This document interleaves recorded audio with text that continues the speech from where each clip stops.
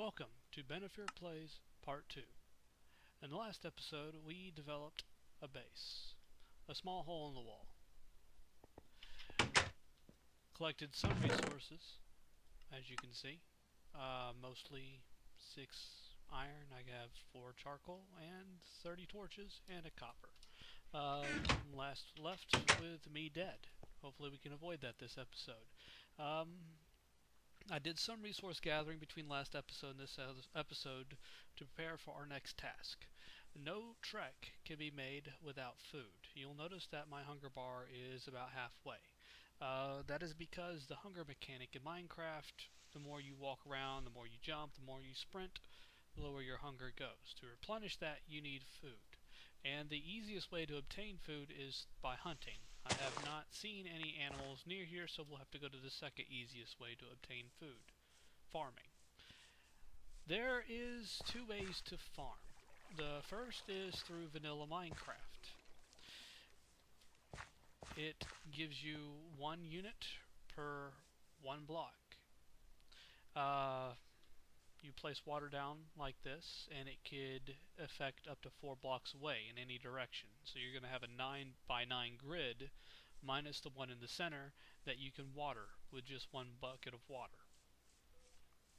While not very aesthetic, it works. The second way to farm is through industrial craft. Industrial craft is a lot more efficient way of farming. It doesn't have mod integration, however, so the Natura seeds like barley and cotton seeds you cannot plant with industrial craft farming. The way you make an industrial craft farm plot is with sticks. You put 2 sticks on either side, and that'll make something called a crop. You also would need a hoe, which I'm making now. It's probably best to make 2 of these because stone hoes go by fast. And I'm going to go ahead and make a few crops.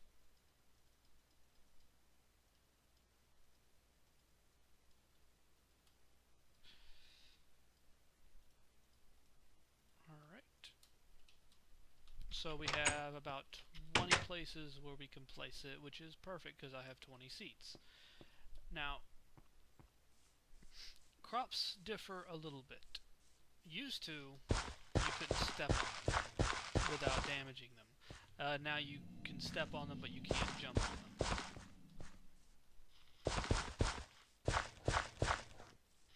And that should be 20. To plant crops in industrial craft, you need to put down these sticks first. It is important to go ahead and plant things that you are going to use immediately.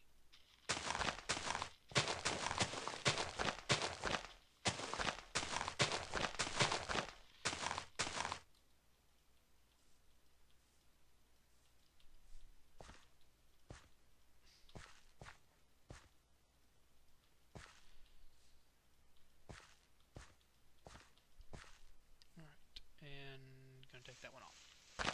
You don't want to leave these on their own. If you leave these on their own, you will end up with weeds, which can infect your entire field, knocking off all of your crops, and you'll end up with a bunch of weeds if you're not careful. These things will take time to grow, and once they grow, you can right-click on them to get the wheat from them instead of having to replant them every time. That's what makes these superior to just regular crops. Regular crops is a 1-to-1. Here, let me go grab some barley and I will be able to show you. By the way, you can double tap forward to sprint. Sprinting costs hunger, however. So if you are hungry, it's probably best not to sprint. Alright. So as you can see, you can plant these seeds on just tilled dirt. You do not have to use these crops. However, once I break this, it's going to give me the crop and the seed, and I'll have to replace the seed. And I only get a 1-for-1, whereas with the industrial craft crops you can get 2-to-1. There's also a few specialized crops that you can get with industrial craft that you cannot get in any other mod. So we'll let those grow to be able to get food for our journey down beneath the earth, our Minecraftia.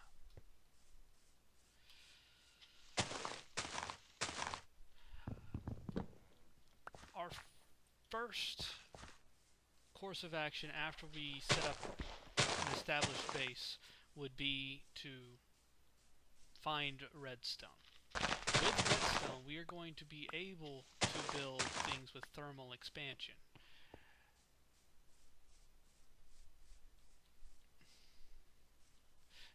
As you can see, it takes a while for these things to grow. I don't think there's any mechanic that you can use with these aside from a couple of industrial craft machines to make them grow faster. You can make fertilizer.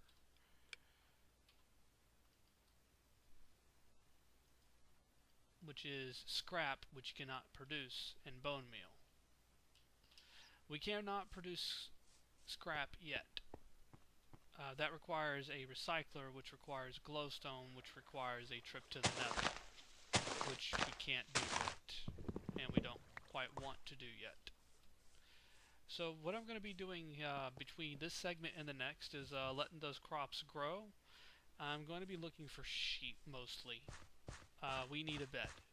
Last time I died because I was running around at dark without much armor, without any armor, and without a weapon. The axe is not really a weapon.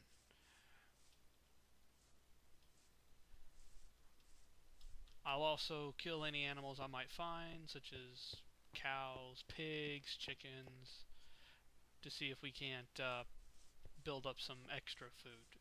Meats actually give you more saturation with your hunger than crops, aside from the golden carrot.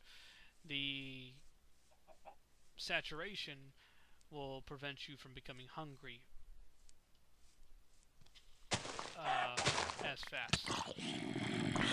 Let's kill the chicken.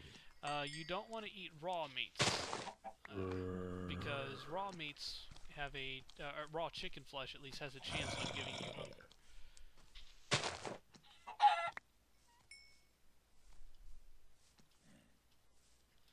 So with that, YouTube, I'm going to go ahead and end this segment, and I will see you in just a second. Welcome back, YouTube. Unfortunately, I did not find any sheep. That means we're going to have to grow our own wool for anything like beds. So what we're going to do is we're going to plant these seeds. As you can see, our crops are growing nicely. I've added a couple more rows over here. You notice they don't have the little brown spikes. I didn't make extra crops. I just put some vanilla crops down to see how they grew. And compared to these, it seems these are growing about the same rate. Here's that barley that we grew earlier. These that I'm holding are cotton seeds. They will help us get some wool.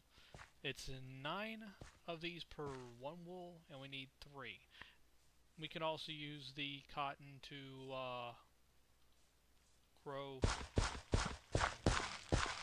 ourselves some string. Ow.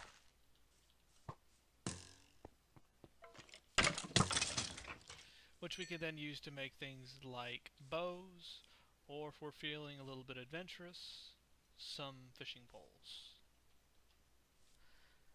There we go. That's going to take a while to grow, and when it does, we will right-click it to be able to get the cotton. I actually had a few cotton from the original plants that this came from. I found a few of them in the wild. With barley and cotton, you can actually find them growing out in the wild. I also found these, raspberry bush and blueberry bushes. These act the same. They provide about half of a hunger. They aren't really that good in by themselves when it comes to hunger, but these have the special ability that you can continue consuming them after you're full, so that you increase the saturation. The reason you would want to do that is so you can go eat something that's very filling, like steak, and it would fill half of your hunger. You'd eat something that would heal you up the rest of the way, and then you'd eat about 50 or 60 of those to completely fill your saturation, so you'll go a long time without eating. In between episodes, I almost died a few times out of starvation. I had to make these little things, the drying rack from Tinker's Construct. This will allow you to make jerky. Right now I have some rotten flesh on there, and I'm making jerky with rotten flesh. It takes a little bit of time, but it's a great starting food if you are having difficulties finding enough seeds.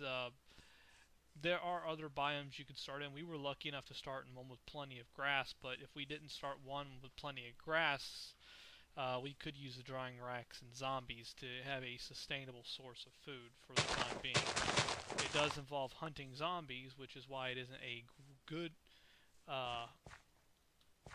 it's not something that you'd want to keep forever. I also threw a bunch of torches down because I was tired of zombies appearing at night. Let me see. I still have my shears. I haven't found a single sheep. I found cows, I found chickens, and I found some pigs that way. Again, no sheep. I will show you around where I've traveled now. I traveled pretty far up here. Found a jungle too, so we can get cats.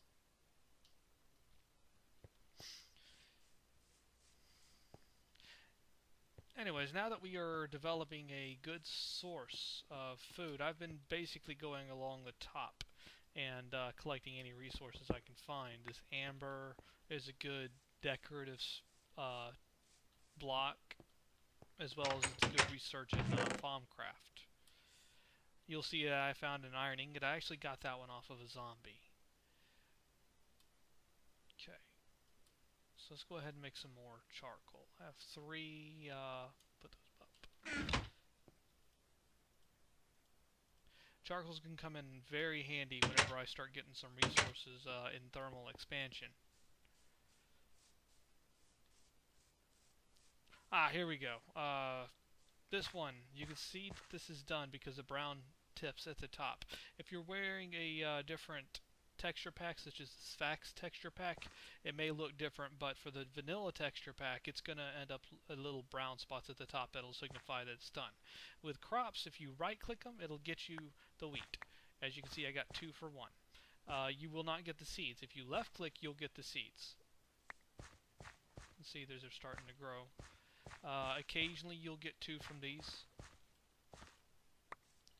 As you can see, that one I got 3.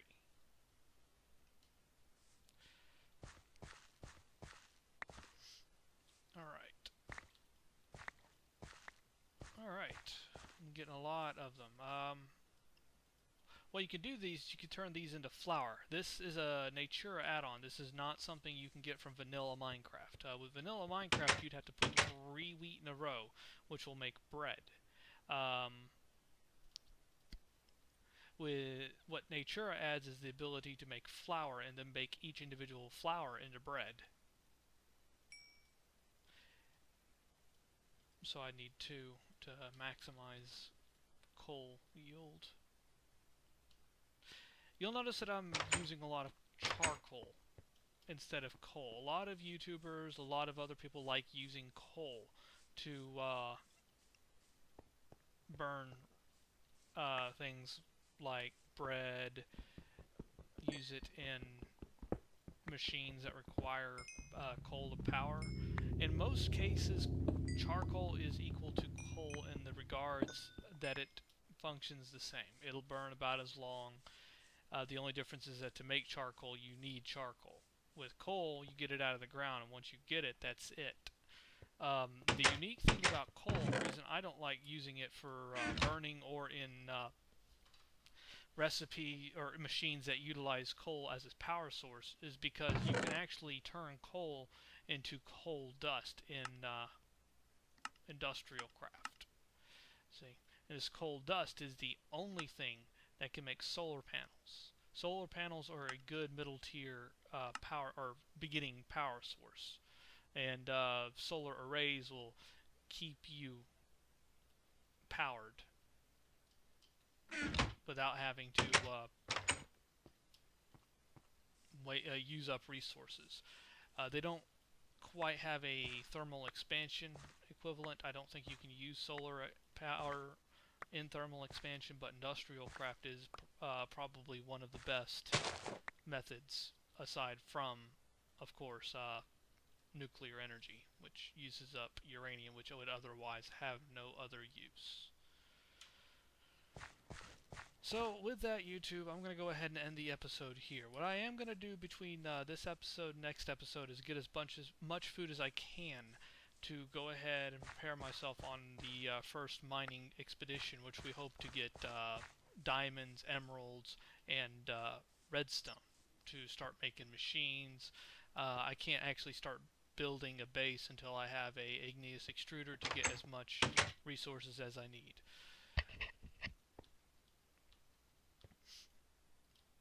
This bread is a uh, good first food for us to use to do that. So with that, you guys have a great day, and I will see you next time.